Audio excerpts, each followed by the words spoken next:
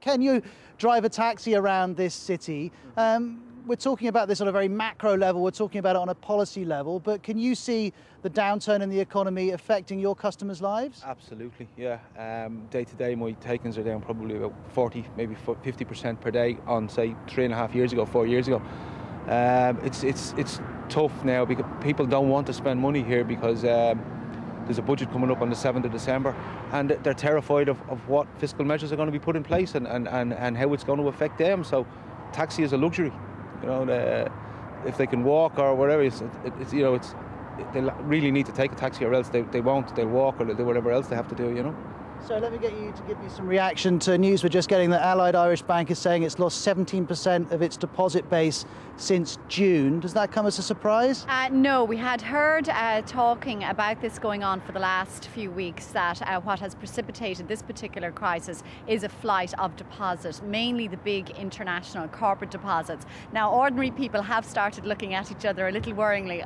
Does this mean that my savings in these banks are safe? We've been assured that they are guaranteed 100% by the Irish government and, of course, also by the EU and ECB. So ordinary people haven't started shifting their money out. There appears to be no need to, but this corporate flight has certainly contributed to our problems this week. Probably helps us explain why they haven't finished their headquarters behind us as well. Yeah, well, the other funny thing about those headquarters is that the proud owners of those headquarters are the Irish taxpayer, because the developer who went out of business building that, all his loans and properties have been taken over by NAMA, our National Asset Management Agency. So Ken and I are the proud owners of that building. Well, in a moment we're going to speak to someone on the phone from northern Greece, but we were talking there about the flight of money. It's not just the flight of money that people are concerned about here. There's also a real worry that the younger generation, once they leave school and university, will simply go elsewhere to find jobs. Bupe, you're Portuguese living in London. I know you've been telling others in the World Have Your Say team that plenty of people from Portugal have already taken that decision and moved to the UK. Yes, Ross, it's quite daunting really, because many people believe that coming to Britain would be their lifeline, would be their saving grace. But it's fact, you can see the economy is so bad, jobs are very difficult to find. People can't really get to the grips with the language. The laws make it quite complicated for them to set up their businesses. So people do leave Portugal to come to Britain, but it's not the result, it's not the solution. It's kind of like just moving one problem from one country to another. And it's quite sad, because if it will happen in Ireland, the young will want to leave and go elsewhere. But it won't help anymore, because jobs are scarce anywhere in the world at the moment. So we need to kind of look around us and say, what can we do to help Portugal? What can we do to help the families that are migrating, coming to Britain, looking for a better life? And it's going to happen in Ireland. So the EU needs to look at the structure, the economy of Ireland, and then look at Portugal as well, because many people have come here looking for a better life, and they're not getting that. The dream that they wanted is not there for them. It's very tough.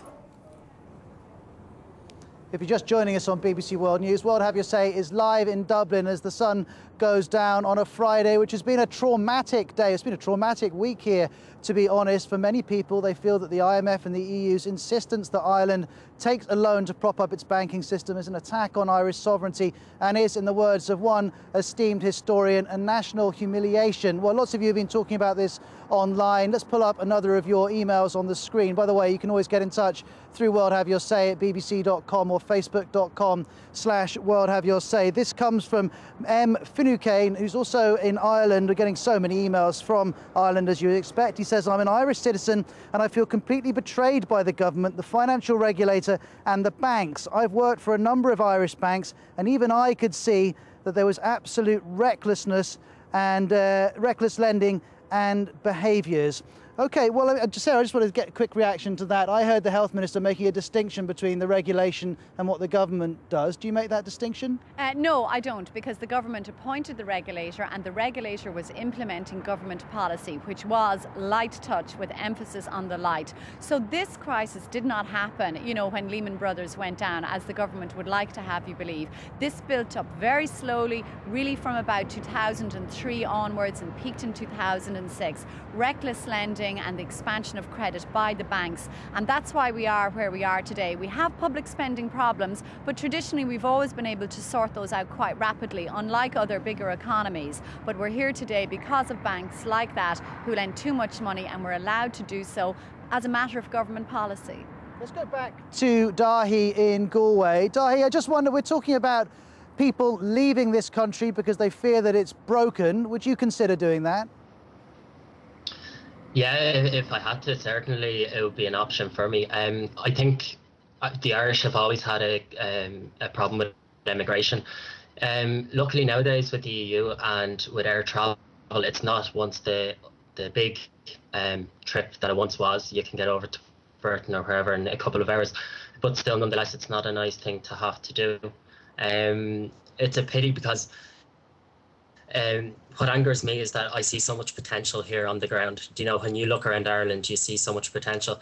One of the big stories this year would have been the Chilean miner incident, and the drill bit that actually drilled that hole was made by a company here in Ireland called Mincon in Shannon, in the west of Ireland.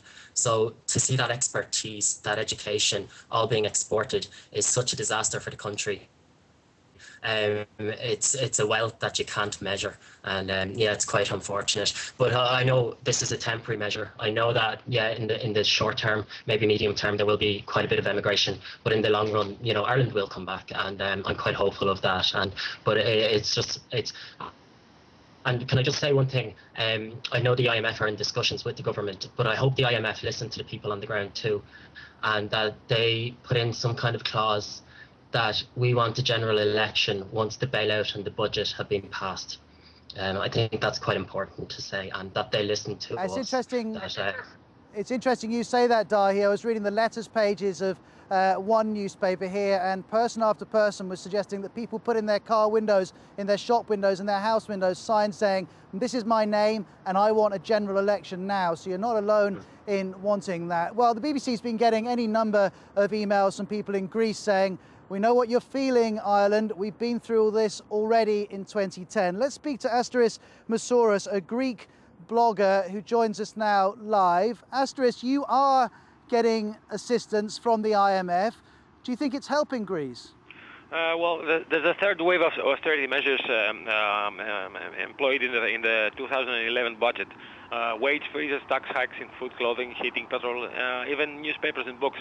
And it's really affecting the people here. It started in last February, when there was a wave of protests against the memorandum signed with ECB and the IMF.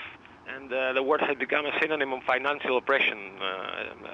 There isn't as many protests and riots at this time, but people are still afraid. You know, there is anxiety about the future, and it's showing in everyday life. I mean, there is an increase in depression-related hospital admissions, and homeless people sleeping in dumpsters. One of them got crushed by a trash van the other week.